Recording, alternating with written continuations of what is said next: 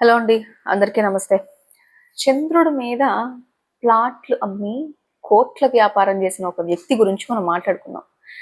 భూమి మీద ప్లాట్లు ఓకే కానీ చంద్రుడి మీద ప్లాట్లు అమ్మడం ఏంటి, కోట్ల రూపాయలు ఏంటి అని ప్రతి ఒక్కళ్ళు ఆశ్చర్యపోతారు. బట్ అసలు అతనికి సాధ్యమైంది అనే విషయాలే మనం చూద్దాం. అమెరికా చంద్రుడిని అమ్మేశాడు, 111 కోట్లు సంపాదించాడు. అసలు దీని వెనక లాజిక్ ఏమై ఉంటుందని రీసెర్చ్ చేసి ఆ విషయాలు మీతో చెప్దాం అనుకుంటున్నా. బేసికల్గా మీరు ఎప్పుడైనా అనుకున్నారా చంద్రుడి మీద నాకు కూడా ఒక ప్లాట్ కావాలని, చందమామ మీద ఇల్లు కట్టాలని ఏమన్నా అనుకున్నారా? సెలబ్రిటీస్ కూడా కొన్నారట. కానీ ఎందుకు? ఈ విషయాలు ఇప్పుడు మనం చూద్దాం. బేసికల్ గా ప్రతి లాలో ఎక్కడో ఒక లూప్ హోల్ కొంతమందికి దొరుకుతుంది. ఆ చట్టంలో లొసుగులు అంటారు. అదే చంద్రుడి మీద హక్కు డెన్నిస్ హోప్ క్రియేట్ చేసిన గెలాక్సీ సామ్రాజ్యం కి కారణమైంది. అసలు ఏంటి, ఫస్ట్ ఆఫ్ ఆల్ ఈ చంద్రుడు ఏంటి, చంద్రుడు ఫ్లాట్లు అమ్మేయడం ఏంటి, 111 కోట్లు ఎలా సంపాదించాడు అతను అని తెలుసుకోవాలనుకుంటున్నారా? సరే, ఆయన మ్యాజిక్ ఏంటో, అసలు అక్కడ ఏం జరిగిందనే విషయాన్ని మనం చూద్దాం. ఫస్ట్ ఆఫ్ ఆల్ మనం ఫ్లాట్ అంటే హైదరాబాద్ లోనో వైజాగ్ లోనో ఒక ఎకరం భూమి కొనాలంటే కోట్లు పెట్టుకుంటారు, కావాలి డబ్బు. మరి ఇక్కడ ఆకాశంలో ఉండే చంద్రుడి మీద ఎకరం ఎంత ఉంటుంది అనుకుంటున్నారు మీరు? భూమి మీద అయితే సరే ఉంటుంది, అది ఉంది అని మాట్లాడుకోవచ్చు. అసలు ఆకాశం మీద ఎకరం ఎంత ఉంటుంది మీకు తెలుసా? ఇక్కడ భూమి మీద కాస్ట్ చాలా ఎక్కువ ఉంటే మనకు చంద్రుడి మీద చాలా తక్కువ ఉంటుంది, కొన్ని డాలర్లే ఉంటుంది. వినడానికి నమ్మకంగా లేదు కదా? మరి అతను చేసిన పని అది. ఏకంగా చంద్రుడిని తన సొంత ఆస్తి అని ప్రకటించుకున్నాడు. సినిమాలో హీరో హీరోయిన్లు చందమామను తీసుకొచ్చి నీకు ఇస్తా అని కవితలు రండి రాయడం మనం చూసాం. చంద్రుణ్ణి సొంత ఆస్తి అని ప్రకటించుకున్నాడు అతను. ప్లాట్లమ్మి 100 కోట్లు సంపాదించాడు. అసలు ఇందులో నాకు అర్థం కాని విషయం ఏంటంటే, హాలీవుడ్ స్టార్స్ నుంచి అమెరికా ప్రెసిడెంట్ వరకు అందరూ ఇతని దగ్గర కస్టమర్స్ అట. ఇది వింటేనే నాకు అసలు మైండ్ బ్లాంక్ అయింది. ఏంటిది ఇలా కూడా జరుగుతుందా అని.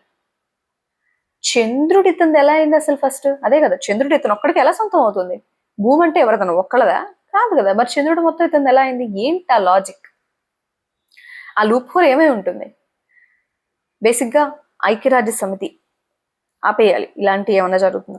ఎందుకు ఆపలేకపోయింది ఐక్యరాజ్య సమితి కూడా ఇంటర్నేషనల్ వైడ్ లో? అసలు ఈ క్రేజీ బిజినెస్ వెనక సీక్రెట్ ఏంటనేది కూడా మనం ఇప్పుడు చూడబోతున్నాం. చూద్దాం, తెలుసుకుందాం. అసలు ఈ వ్యక్తికి ఆలోచన రావడానికి మెయిన్ కారణం, బేసికల్గా ఒక మనిషిలో ఉన్న ఆలోచనలే కదా ఇలా చేసేలా చేస్తాయి. అసలు ఆలోచన రావడానికి కారణం ఏంటంటే డివోర్స్ కి ఇంత పెద్ద దారుణం జరుగుతుందంటే ఎవరు డివోర్స్ కూడా ఇవ్వరు, లేకపోతే డివోర్స్ ఇచ్చినా కూడా యాక్ట్ చేసి మళ్ళీ డబ్బు కోసం వస్తారేమో అని ఫన్నీ మీమ్ కూడా ఒకటి వచ్చింది. 1980 సంవత్సరం డెన్నిస్ హోప్. ఈ వ్యక్తి జీవితం అంతా కూడా చాలా డిస్టర్బ్డ్ గా ఉండేది. విడాకులు తీసుకున్నాడు, చెప్పా కదా, విడాకులు తీసేసుకున్నాడు. చేతిలో రూపాయి, సాధారణంగా మనం చిల్లిగవ్వ కూడా లేదు. సరే, ఏదైనా ఆస్తుందేమో, అమ్ముకుని బతికేవాడిని కదా అని ఆలోచిస్తూ ఉన్నాడంట. చివరికి అతనికి కిటికీలో చూస్తే చంద్రుడు కనిపించాడు. మీరంతా వెంటనే ఇదంతా స్టోరీ అనుకుంటున్నారేమో, బట్ ఇది రియల్ స్టోరీ అని అప్పుడప్పుడు గుర్తు చేస్తూ ఉంటాం. అతనికి ఒక మాస్టర్ ఐడియా ఒకటి వచ్చింది. అసలు ఈ చంద్రుడిని నేను ఎందుకు అమ్మకూడదు అని ఐడియా అప్పుడు వచ్చిందంట అతనికి. సరే, ఏం చేశాడు? బస్ ఇట్లాంటివి చేయాలంటే ఏం చేస్తారని చాలా మంది ఆలోచిస్తారు, కానీ ఇతను మాత్రం లైబ్రరీకి వెళ్ళాడట. 1967 టైంలో ఔటర్ స్పేస్ ట్రీటీ, 1967లో ఒక బుక్ ఔటర్ స్పేస్ ట్రీటీ, ఈ బుక్ చదివాడు. దానిలో ఏముందంటే, ఏ దేశం కూడా చంద్రుడి మీద సార్వభౌమాధికారాన్ని క్లెయిమ్ చెయ్యకూడదు. దీనిలో ఉన్న లోపాలు మీకు ఏమన్నా అర్థమైందా? కొంతమందికి అర్థమై ఉంటుంది. ఇక్కడ ఆ హోప్ అనే ఒక పర్సన్, అతని పేరులోనే హోప్ ఉంది. ఈ హోప్ తోనే ఇలా చేశాడేమో, దానిలో ఉన్న లాజిక్ పట్టుకున్నాడు. అక్కడ ఏమని రాసింది? ఏ దేశం చేయకూడదు అని ఉంది. మరి ఇండివిజువల్ వ్యక్తి ఎవరు చేయకూడదు అనేది లేదు కదా. లైఫ్ టర్నింగ్ పాయింట్ అంటారు. ఒక్కొక్కళ్ళ జీవితంలో ఇలాంటివి జరుగుతుంటాయి. అతని జీవితంలో అదే జరిగింది. మరి ఇక్కడ ఆ వర్డ్ లేదు కదా అని ఫిక్స్ అయిపోయాడు వెంటనే. అసలే డివోర్స్ తీసుకున్నాడేమో, పిచ్చి వచ్చేసిందేమో, నాకు తెలియదు, కానీ అలాంటి సిచ్యువేషన్ లో ఆయనకి ఆలోచన వచ్చింది. అసలు లీగల్ లూప్ హోల్ పట్టుకుని అతను చేస్తే చట్టం ఏం చేయదా అంటే, నిజమే, ఇది చట్టంలో ఉన్న చిన్న గ్యాప్. ఏ దేశం క్లెయిమ్ చేయకూడదని చెప్తే ఒక మనిషి క్లెయిమ్ చేయొచ్చు అన్న లూప్ హోల్ ని పట్టుకొని చంద్రుడు, అంతేకాకుండా మిగతా 8 గ్రహాల మీద కూడా నాకు హక్కు కావాలని కోరుకుంటూ ఐక్యరాజ్య సమితికి ఇతను ఒక లెటర్ రాశాడు. హోప్ ఆశ. ఈయన పేరులో హోప్ ఎందుకుందో నాకు ఇప్పుడు బాగా అర్థమైంది. మీకు కూడా ఎలా అనిపించిందా? చంద్రుడు నాది, నేను దాన్ని ప్లాట్లు చేసి అమ్ముకుంటా, మీకేమైనా అభ్యంతరాలు ఉంటే చెప్పండి సవాల్ చేశాడట. అతను సరదాగా తీసుకున్నాడో లేకపోతే వైఫ్తో డివోర్స్ అయిపోయింది నాకు ఈ జీవితం ఎందుకని ట్రై చేసి చూద్దామని చేశాడో తెలియదు, కానీ యుఎన్ అతని నుంచి ఎలాంటి సమాధానం కూడా రాలేదు. అతని నుంచి కదా, యునైటెడ్ నేషన్ నుంచి ఎలాంటి ఆన్సర్ రాలేదు. సో ఏం ఆన్సర్ రాలేదు గవర్నమెంట్ నుంచి, ఇంకే చేసేదే ఉంది, ఓకే మౌనమే అర్ధంగీకారం అంటారు కదా, పూర్తి అంగీకారం చెప్పారేమో, సైలెంట్గా ఉన్నారంటే అదే కదా అని అనుకున్నాడు. ఇక అప్పుడే బిజినెస్ కూడా స్టార్ట్ చేశాడు. 1 ఎకరం అమ్మడం గురించి స్టార్ట్ చేశాడు. 1 ఎకరం అమ్ము చూద్దామని ఫస్ట్ అమ్మడం స్టార్ట్ చేశాడు.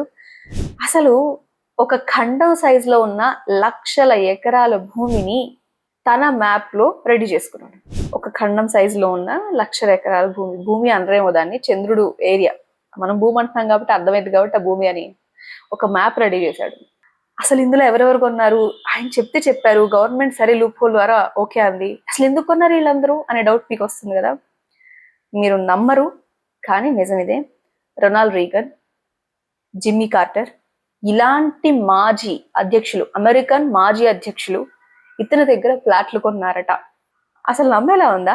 ఇందాక మేము నీకు సెలబ్రిటీస్ అని కూడా చెప్పాయి కదా, హాలీవుడ్ సెలబ్రిటీస్, వాళ్ళల్లో హిల్టన్, మారియట్ ఇలాంటి పెద్ద పెద్ద హోటల్ చైన్స్ కూడా ప్లాట్స్ బుక్ చేసేసుకున్నాయి. ఇదేదో కొత్త ప్రపంచం, కొత్త వరల్డ్ అన్నట్టు అనిపిస్తుందా మీకు? అసలు ఎలా కొన్నారు? వాళ్ళు కొన్న మాట వాస్తవం, అసలు ఎలా కొన్నారు? ఈ క్వశ్చన్కి అయితే నా దగ్గర ఆన్సర్ లేదు. మీకు ఏమైనా ఆన్సర్ తోస్తే చెప్పండి. మరి జనం ఎందుకు కొంటున్నారు? ప్రతి ఒక్కరికి ఆ హోప్ ఉంటుంది, ఫ్యూచర్ హోప్, ఫ్యూచర్లో ఇన్వెస్ట్మెంట్. పొరపాటున భవిష్యత్తులో మన మనవరాళ్ళు చంద్రుడి మీదకు వెళ్ళారనుకోండి, అక్కడ వాళ్ళకంటూ కొంత ప్లేస్ ఉండాలి అని అనుకుంటారు. కాబట్టి ఈ ఒక్క ఆశ వాళ్ళని కొనేలాగా చేసింది. Sentiment and gift. సెంటిమెంట్, ఈ ఎమోషన్, ఈ సెంటిమెంట్ లేకపోతే భూమి మీద సగం మంది ఇలా ఉండేవాళ్ళు కాదేమో. అవి ఉండబట్టే ఈ రోజుకి ఒక రకంగా కొన్ని బాగున్నాయి. అఫ్కోర్స్ కొన్ని వింతలు ఇలాంటివి కూడా ఉన్నాయి. అంతేకాదు చాలా మందికి వాళ్ళ పార్ట్నర్స్కి చందమామ గిఫ్ట్ ఇవ్వాలనుకుంటారు. ఒక అబ్బాయి ఒక హస్బెండ్ వైఫ్కి, గర్ల్ ఫ్రెండ్, వాట్ ఎవర్, చందమామ గిఫ్ట్ ఇవ్వాలనుకుంటారు. ఇంకొకటి స్టేటస్ సింబల్.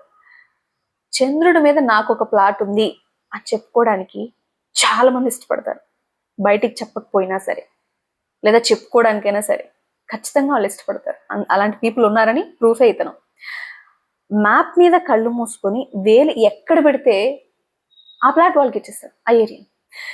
ఏదేదో సైంటిఫిక్ కాదు, కస్టమర్ల ఎమోషన్ ఇది. 100% కస్టమర్ యొక్క ఎమోషన్ని ఇందులో యాడ్ చేశాడు. వాట్ ఆ బిజినెస్ స్ట్రాటజీ! ఏమనిపించింది అతని ఆలోచన కానీ, ఆ బిజినెస్ ఐడియా కానీ, దాన్ని కొనటం అంటే ఇలా. గెలాక్సీ ప్రభుత్వం అంటే సొంత రాజ్యాంగం లాగా. అంటే అక్కడ కేవలం భూమిని అమ్మడం మాత్రమే ఇతను చేశాడా? కాదు, ఇతను ఏకంగా గెలాక్సీ ప్రభుత్వం అని ఒక రాష్ట్రాన్ని కూడా స్థాపించేశాడు. గెలాక్సీ ప్రభుత్వం అంట దాని పేరు. దీనికి సొంతగా ఒక రాజ్యాంగం కూడా ఉంది. 37 లక్షల మంది ఓట్లు వేసి దీన్ని ఆమోదించారు. నంబర్ మీరు విన్నారు కదా, మళ్ళీ చెప్పనా, 37 లక్షల మంది ఓట్లు వేసి ఆ సెల్ఫ్ రాజ్యాంగం లేకపోతే దాన్ని ఆమోదించేశారు కూడా. ఈ రాజ్యాన్ని ఇంటర్నేషనల్ మానిటరీ ఫండ్ లో చేర్చడానికి తను ట్రై చేస్తున్నాడు. తెలుసు కదా, IMF, ఇంటర్నేషనల్ మానిటరీ ఫండ్ అంటే. ఫైనల్లీ ఇక్కడ good news or bad news, ఖచ్చితంగా గుడ్ న్యూసే. ఐక్యరాజ్య సమితి ఏం చెప్పిందంటే ఇది చెల్లదు అని చెప్తుంది. ఇక్కడ ఇంకో పాయింట్ కూడా ఉంది.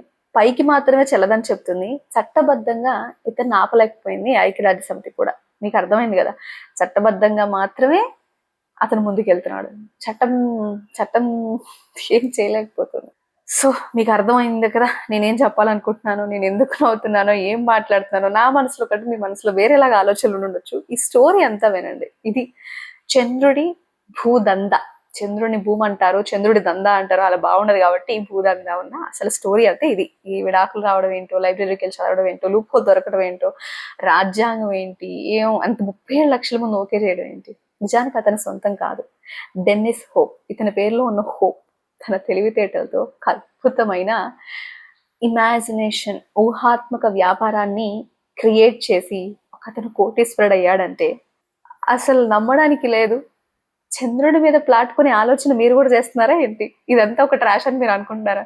జస్ట్ నేను చెప్పింది మళ్ళీ మీరు ప్రూఫ్ కోసం చూస్తే గూగుల్ ఇట్, మీకు దొరుకుతుంది. లేదా ఏదైనా సర్చింగ్ ఇంజన్ లో వెళ్ళి సెర్చ్ చేయండి. సరే ఇది ట్రాష్ అనుకున్నా ఏమనుకున్నా, నేనైతే క్రియేట్ చేయలేను కదా, I don't have that much talent. చూడండి, మీ ఒపీనియన్ కామెంట్ చేయండి. ఈ crazy or truthful or genuine గా బిజినెస్ చేసిన బిజినెస్ పర్సన్ గురించి, హోప్ గురించి మీ ఫ్రెండ్స్ కి షేర్ చేసి వాళ్ళకు కూడా ఇలాంటి ఆలోచనలు ఆశలు ఏమో అడిగి తెలుసుకోండి. ఎన్నో ఇంట్రెస్టింగ్ స్టోరీస్ ఉన్నా మీతో షేర్ చేసుకుంటా. ఎన్నో విషయాలు, హ్యాపీ, సాడ్, వాట్ ఎవర్ మీతో కనెక్ట్ అవుతూ ఉంటా. అందుకోసం మీరు జస్ట్ నాతో కనెక్ట్ అయి ఉండండి అండ్ ఎన్నో విషయాలు మీతో పంచుకుంటా.